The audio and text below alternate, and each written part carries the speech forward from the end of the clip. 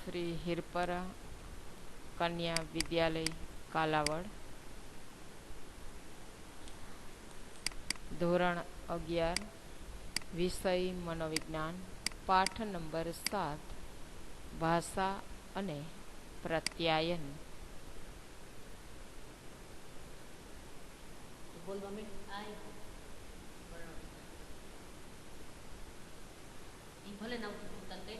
હાલો, આજે પાઠ number 7, lecture 2, ભાષા અને પ્રત્યાયન. આજે આપણે વાણી વિકાસ વિશે સમજૂતી મેળવીશું. આગળના લેક્ચરની અંદર આપણે ભાષાની વ્યાખ્યા જોઈ કે વ્યાકરણના નિયમોનો ઉપયોગ કરી અને અન્ય વ્યક્તિ સાથે જે આપણે પ્રત્યાયન કરીએ છીએ એમાં વપરાતા પ્રતીકો, જેને આપણે ભાષા કહીએ છીએ.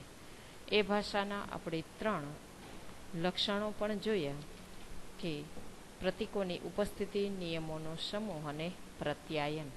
એની સાથે સાથે ભાષાના વિવિધ પાસાઓ પણ જોયા કે ધ્વનિશાસ્ત્રીય પાસું, અર્થપૂર્ણ એકમનું પાસું, શબ્દ સંયોજન પાસું, શબ્દાર્થશાસ્ત્રીય પાસું અને સામાજિક વિકાસ.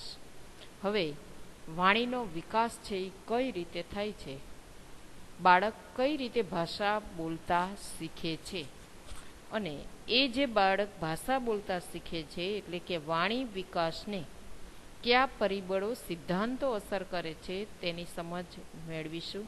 તેમાં 2 સિદ્ધાંત છે આપણી ભાષાને અસર કરતા 2 પરિબળો, એક વાતાવરણ અને બીજું જે આપણને જન્મજાત એટલે કે સહજ જે ભાષા આપણને વારસામાં મળે છે તે. તો આ વાણી વિકાસના સિદ્ધાંતોમાં જે વાણી ઉપર અસર થાય છે વાતાવરણની અને જન્મજાત એટલે કે વારસાની, એના પહેલાં કઈ રીતે આપણે બોલતા શીખીએ છીએ, કઈ ઉંમરે શીખીએ છીએ, અને શુદ્ધ વ્યવસ્થિત ભાષા આપણે એકાક્ષરી શબ્દમાંથી ધીમે ધીમે થતાં આખું નાનું વાક્ય આપણે બનાવી અને બોલી શકીએ છીએ. તો એ કઈ ઉંમરે આપણે બોલતા શીખીએ છીએ? તો મોટા ભાગે આપણે ભાષાની અંદર શું કરીએ છીએ તો કે મોટેરાઓનું અનુકરણ કરી, એનું પુનરાવર્તન કરી અને બાળક છે એ ભાષા શીખતું હોય છે. ભાષા એક જટિલ તંત્ર છે જે માત્ર મનુષ્યમાં જોવા મળે છે.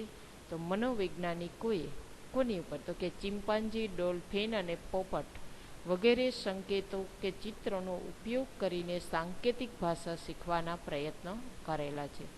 પરંતુ એવું જોવા મળે છે કે પ્રાણીઓ દ્વારા શીખવામાં આવતી ભાષા, સાંકેતિક ભાષા, એ માનવીય ભાષાનું તંત્ર એના કરતાં કેવું છે તો કે જે પ્રાણીઓ જે છે, જે ચિમ્પાન્જી, ડોલ્ફિન અને પોપટ ઉપર જે પ્રયોગો થયા છે અને મનોવૈજ્ઞાનિકોએ જે ભાષાની સમજ આપી છે તેમાં એ જે ભાષા શીખવાડવામાં આવે છે એ સાંકેતિક ભાષા છે, એના કરતાં માનવીય ભાષા છે એ વધારે જટિલ છે, સમજવી અઘરી છે, સર્જનાત્મક છે અને સાથે સાથે જન્મજાત એટલે કે સહજ પણ છે. તો બાળકમાં ભલે દુનિયાની કોઈ પણ ભાષા કોઈ પણ વ્યક્તિના સંપર્કમાં રહીને એમનો વાણી વિકાસ થતો હોય, પરંતુ આ વાણી વિકાસ છે એ કેવો છે તો કે ક્રમિક રીતે થાય છે. નાનું બાળક જન્મતાની સાથે સીધો જ ભાષાનો ઉપયોગ કરતું નથી.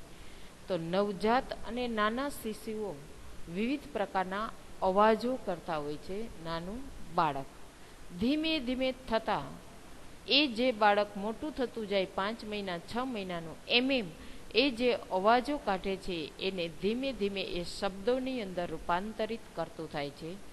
જેમ કે નાનું બાળક રડે છે ત્યારે જે રડવાની અંદર જે પ્રથમ ધ્વનિ કે અવાજ આવે છે તે જ ધીમે ધીમે શબ્દોની અંદર રૂપાંતરિત પામે છે. તો શરૂઆતમાં નવજાત શિશુઓ વિભિન્ન પરિસ્થિતિમાં એક સરખું જ રડે છે. એમની જે કાંઈ જરૂરિયાત હોય એ પૂરી કરવા માટે બાળક, નાનું જે નવજાત શિશુ છે, એક જ સરખા અવાજની અંદર રડે છે. એટલે કે ધીમે ધીમે રડવાના સ્વરની તીવ્રતામાં ઉતાર ચઢાવના આધારે શિશુ ભૂખ, પીડા, એકલતા વગેરેને અલગ અલગ રીતે રડવાના અવાજો દર્શાવે છે. તો શિશુ આનંદને અભિવ્યક્ત કરવા માટે શું કરશે? તો કે અ ઉ જેવા અવાજ કાઢી અને કિકિયારીઓ કે કેલકેલાટ કરે છે. ટૂંકમાં આપણી જે ભાષા છે એમની શરૂઆત શિશુ અવસ્થાથી ધીમે ધીમે ધીમે એકાક્ષરી શબ્દ અક્ષર દ્વારા થાય છે. 6 માસની આસપાસની જે ઉંમર બાળક હોય છે અને જે બાળક અવાજો કાઢે છે એમને બબડાટની અવસ્થા કહેવામાં આવે છે. એક ગુણના પ્રશ્નમાં પૂછાય છે, બબડાટની અવસ્થામાં બાળક ક્યારે પહોંચે છે? તો કે 6 માસની આસપાસની ઉંમરે. આ બબડાટ અવસ્થામાં બાળક લાંબા સમય સુધી શું કરશે? વિભિન્ન પ્રકારના સ્વર અને વ્યંજનોને લગતા અવાજો વારંવાર રજૂ કરે છે. હા, આ, બા, મા વગેરે શબ્દ બોલે છે. 9 મહિનાની ઉંમર થાય એટલે બાળક આ અસ્પષ્ટ અવાજોના સંયોજન શરૂ કરે છે. એટલે કે દા દા દા દા દા અને પોતે જ બોલેલા અવાજનું અનુકરણ કરતા હોય તેમ એ જ અવાજનું બાળક શું કરશે? તો કે બાળકને શીખવવામાં આવે 9 માસે કે દાદા, પાપા, મામા, તો બાળક એના એ જ શબ્દનું પુનરાવર્તન કરે છે. આ પુનરાવર્તનને શબ્દ અનુકરણ કહેવામાં આવે છે. અને એમ થતાં થતાં બાળક એક એક શબ્દ બોલતા શીખે છે. શરૂઆતમાં બાળક કોઈ હેતુ વગર આકસ્મિક રીતે, એમને ખબર નથી કે કોના માટે દાદા શબ્દ વાપરવો, કોને બા કહેવા, પરંતુ એ હેતુ વગર એ બબડાટ છે એ શરૂ કરે છે. આગળ જતાં એ મોટું થશે એટલે મોટી વ્યક્તિઓનું અનુકરણ કરશે અને પછી એકાક્ષરી શબ્દ બોલવાની શરૂઆત કરે છે. તો જ્યારે બાળક 6 માસનું થાય ત્યારે અમુક શબ્દો પ્રત્યે થોડી ઘણી એની સમજણ પ્રદર્શિત કરે છે અને તેનો પ્રથમ જન્મદિવસ આવતા એટલે કે 1 વર્ષનું બાળક થાય ત્યારે તે એકાક્ષરી શબ્દ બોલતા શીખી જાય છે. તો બાળક જે પ્રથમ શબ્દ બોલે છે તે કેવો હોય છે? તો કે 1 અક્ષરનો હોય છે અને એ મોટા ભાગે મા, દા, બા કે પા જેવા શબ્દોનો ઉપયોગ કરી અને બાળક બોલતા શીખે છે. ધીમે ધીમે થતાં એ જ બાળક એક એક શબ્દને જોડી, અક્ષરને જોડી અને નાનું વાક્ય બનાવે છે. તો જ્યારે બાળક 18 થી 20 માસનું થાય ત્યારે 2 શબ્દો ભેગા કરીને બોલવાની શરૂઆત કરે છે. તો આ અવસ્થામાં બાળક ટૂંકા સંદેશાની વાણી બોલે છે. એટલે કે પત્ર મળ્યો, સારું છે, પૈસા મોકલો, જલ્દી આવો, ગુડ મોર્નિંગ વગેરે. એટલે કે 2 શબ્દોને જોડી અને બોલતા શીખે છે. આખું વાક્ય નથી બોલી શકતો, માટે એમને ટૂંકી વાણી તરીકે ઓળખવામાં આવે છે. જેમ કે વર્તમાન સમયની અંદર ટેકનોલોજીના યુગમાં આપણે SMS-માં જે કાંઈ ભાષા વાપરીએ છીએ તેમ, જેમ કે આપણે જય શ્રી કૃષ્ણને JSK બોલીએ છીએ, તે ભાષા બાળક ક્યારે ઉંમરે શીખે છે? 18 થી 20 માસની ઉંમરે. તો 2 શબ્દોની વાણી દ્વારા મોટાભાગે અમુક ક્રિયાઓની બાળક અભિવ્યક્તિ પણ કરે છે. જેમ કે બાબા એટલે કે મારે બહાર જવું છે, જા, બા પાણી પીવું હોય તો બાળક શું બોલશે? ભૂ, કુકુ વગેરે. તો 2.5 વર્ષની ઉંમર બાદ બાળક લાંબા અર્થયુક્ત વાક્યો બોલવાની શરૂઆત કરે છે અને 3 વર્ષની ઉંમર સુધીમાં તો બાળક વડીલો પાસેથી સાંભળીને એના જેવી જ ભાષાને ગ્રહણ કરી અને એમની જેવી જ ભાષા બોલતા શીખે છે. તો હવે અત્યારે આપણે પ્રસ્તાવના જોઈ કે વાણીનો વિકાસ બાળકની કઈ ઉંમરે થાય છે. એટલે કે 6 માસથી માંડી અને બાળક 2.5 કે 3 વર્ષનું થાય ત્યાં સુધીમાં બાળક ભાષા બોલતા શીખી જાય છે. હવે એ જે બાળક ભાષા બોલતા શીખો છે એમને વાણીનો જે વિકાસ થયો છે એમને કયા સિદ્ધાંતો, એમને કયા પરિબળો અસર કરે છે? તો જોઈએ વિદ્યાર્થી મિત્રો, જે ટૂંકનોંધ સ્વરૂપે આપણને પૂછાય છે. વાણી વિકાસના સિદ્ધાંતો 2 છે, જન્મજાત સિદ્ધાંત અને વાતાવરણનો સિદ્ધાંત. તો આપણે ભાષા કઈ રીતે શીખીએ છીએ તે બાબતે મનોવૈજ્ઞાનિકોએ પોતાના સિદ્ધાંત દ્વારા સમજાવવાનો પ્રયત્ન કરેલો છે. માટે અન્ય મનોવૈજ્ઞાનિક પ્રશ્નોની જેમ અહીં પણ મનોવૈજ્ઞાનિકો વચ્ચે શું થયું? તો કે મતભેદ ઊભો થયો છે. કારણ કે મોટાભાગના આધુનિક મનોવૈજ્ઞાનિકો વાણી કે ભાષાના વિકાસમાં 2 પરિબળોને મહત્વના ગણે છે. એક છે વારસો અને બીજું છે વાતાવરણ. એટલે કે જેને જેવો વારસો અને વાતાવરણ મળે એવું બાળકની વાણી વિકસે છે. પરંતુ અહીં આપણે સ્કિનર અને ચોમસ્કીના સિદ્ધાંતો જોઈશું કે તેમણે શું સમજ આપેલી છે. તો વાતાવરણનો સિદ્ધાંત, ખાસ વિદ્યાર્થી મિત્રો એક ગુણમાં પૂછાય છે કે વાણી વિકાસનો વાતાવરણનો સિદ્ધાંત કોણે સમજાવેલો છે? તો વર્તનવાદી મનોવૈજ્ઞાનિક B.F. સ્કિનર. એમણે એવું કીધું છે કે વાણીનો જે વિકાસ થાય છે, ભાષાનો વિકાસ, એમને વ્યક્તિને મળતું વાતાવરણ ખાસ અસર કરે છે. જેવા વાતાવરણમાં રહે બાળક એવું એ અનુકરણ કરે છે અને એ બોલતા શીખે છે. તો આપણે ભાષાની એ રીતે શીખીએ છીએ કે જે રીતે ઉંદર સ્કિનરના પ્રયોગમાં કે હાથો દબાવીને ખોરાક મેળવવાનું શીખે છે, એવી રીતે આપણને જેવું પ્રબલન મળે વાતાવરણમાંથી એવી આપણે ભાષા શીખીએ છીએ. એટલે કે સ્કિનરનું કહેવું એવું છે, પ્રયોગ દ્વારા એ સમજાવે છે કે બાળકના વાણી વિકાસ ઉપર એમના વાતાવરણની ખૂબ અસર સારી થાય છે. જેવું એમને આજુબાજુનું સામાજિક વાતાવરણ મળે એમાં વપરાતી ભાષાની અસર બાળકના વિકાસ ઉપર થાય છે. તો વર્તનવાદીઓના મત મુજબ ભાષાનો વિકાસ શિક્ષણના સિદ્ધાંત ઉપર આધારિત છે. શિક્ષણ એટલે શું? તો કે બાળકને જેવું શીખે છે, જેવું એ અનુકરણ કરે છે એવું એ વર્તન કરશે.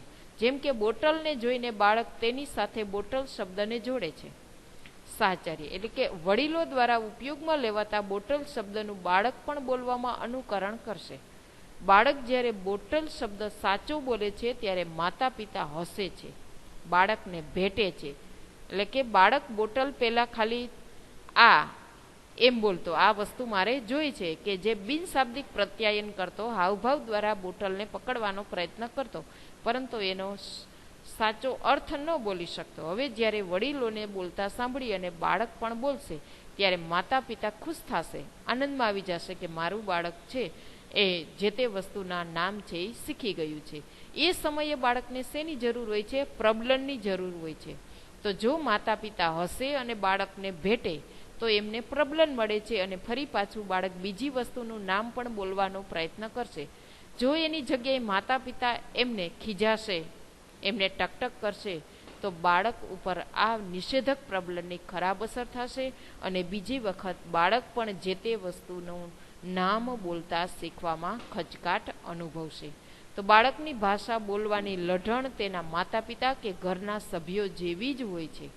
આ બધું ઘરમાં બાળકને મળતા વાતાવરણ અને બાળકને મળતા પ્રોત્સાહન ઉપર નિર્ભર છે, એટલે કે એનો આધાર છે. અને એટલે જ ભાષાના ઉચ્ચારણ અને ભાષા શૈલીમાં શેની અસર થાય છે? ખાસ વિદ્યાર્થી મિત્રો યાદ રાખજો, ભાષાના ઉચ્ચારણ અને ભાષા શૈલીમાં પ્રદેશ પ્રમાણે ભિન્નતા જોવા મળે છે. એટલે આપણે ગુજરાતી કહેવત છે કે 12 ગાવે બોલી બદલાય. જ્યાં જેવો પ્રદેશ, જ્યાં જેવું વાતાવરણ, એ પ્રમાણે બાળકની ભાષા છે એ વિકસે છે. તો વાણી વિકાસનો સિદ્ધાંત આપણે સ્કિનરે સમજાવ્યો છે. ત્યારબાદ આપણે જોઈએ છે જન્મજાત એટલે કે સહજ સિદ્ધાંત, જે આપણને ચોમસ્કી નામના મનોવૈજ્ઞાનિકે સમજ આપેલી છે. તો માનવી ભાષા શીખવાની અને તેના ઉપયોગની અસાધારણ શક્તિ, ચોમસ્કીના મત મુજબ એમનો વિચાર એવો છે કે વાણી વિકાસ ઉપર એટલે કે આપણી ભાષા ઉપર વાતાવરણની નહીં પરંતુ જન્મજાત એટલે કે સહજ એટલે કે વારસાની અસર છે. આપણે આ અસાધારણ શક્તિ ચોમસ્કીના મત પ્રમાણે જન્મથી લઈને જ આવીએ છીએ. કોઈ પણ પ્રકારના શાળાકીય શિક્ષણ વગર બાળક જે રીતે શબ્દો અને વ્યાકરણને શીખે છે તેની સમજૂતી માત્ર શિક્ષણના સિદ્ધાંતોના આધારે ન આપી શકાય. કોનું માનવું છે? ચોમસ્કીનું. બાળકો કેવા વાક્યો બોલે છે કે જે તેઓ ક્યારેય સાંભળ્યા પણ હોતા નથી. આથી ભાષા શીખવામાં બાળક શું કરે છે? અનુકરણ કરે છે એવું આપણે કહી શકીએ નહીં. ચોમસ્કીના મત મુજબ સમગ્ર દુનિયાના બાળકોમાં ભાષા વિકાસ માટે એક વિશેષ સંક્રાંતિ કાળ હોય છે અને આ સમયગાળામાં જો એ બાળક સફળ થઈ જાય તો એ જ બાળક વાણી વિકાસ એમનો સારો થાય છે. તો ભાષા વિકાસ એ શારીરિક પરિપક્વતા જેવો છે એવું ચોમસ્કીનું માનવું છે. જેવી રીતે બાળકની સારી દેખભાળ રાખવાથી એમનો તંદુરસ્ત શારીરિક વિકાસ પણ ખૂબ સારો થાય છે, એવી રીતે યોગ્ય દેખભાળથી બાળકમાં સ્વયં સંચાલિત રીતે ભાષા વિકાસ થાય છે. એટલે કે ચોમસ્કી એમ કહે છે કે બાળકનો જેમ તંદુરસ્તીનો ખ્યાલ રાખવામાં આવે તો એમનો શારીરિક વિકાસ ખૂબ સારો થાય, એમ જો બાળકને ખૂબ દેખભાળ રાખશું, યોગ્ય કાળજી રાખશું તો બાળક સ્વયં સંચાલિત રીતે સારી ભાષા શીખશે. તેના મત મુજબ બાળકો સર્વ ભાષા વ્યાકરણ શીખવાની ક્ષમતા સાથે જ જન્મે છે અને તે કોઈ ભાષાને સાંભળીને કે તેને વ્યાકરણને સરળતાથી શીખી શકે છે. તો સ્કિનર અને ચોમસ્કી બંનેના મત છે એ જુદા છે. સ્કિનરે શિક્ષણના સિદ્ધાંત ઉપર ભાર મૂક્યો છે. એમ કહે છે કે જે કાંઈ શીખવવામાં આવે એના આધારે બાળક શીખે છે, એનું શબ્દો ભંડોળ વિકસે છે. જ્યારે ચોમસ્કીના મત પ્રમાણે બાળકની વ્યાકરણ શીખવાની જન્મજાત શક્તિ જ એના ઉપર આધારિત છે. બાળક જન્મજાત શક્તિ જેવી અસાધારણ શક્તિ લઈને આવે છે કે જે સ્વયં સંચાલિત રીતે એમની ભાષાનો વિકાસ થાય છે. એટલે કે કઈ રીતે બાળક કોઈ પણ પ્રકારની શાળાકીય શિક્ષણ વગર આટલી સરળતાથી ચોમસ્કીના વિચારો પ્રમાણે બાળક ભાષા છે એની જાતે આપમેળે શીખી શકે છે. તો આજના લેક્ચરની અંદર આપણે વાણી વિકાસના 2 સિદ્ધાંતો સાથે મનોવૈજ્ઞાનિકોના વિચારો પ્રમાણે આપણે સમજ મેળવી. વાતાવરણનો સિદ્ધાંત કે જેમાં સ્કિનરના શિક્ષણ સિદ્ધાંત ઉપર આધારિત છે, અને ચોમસ્કીનો જન્મજાત સિદ્ધાંત કે જે સહજ અને કુદરતી સિદ્ધાંત છે. અસ્તુ.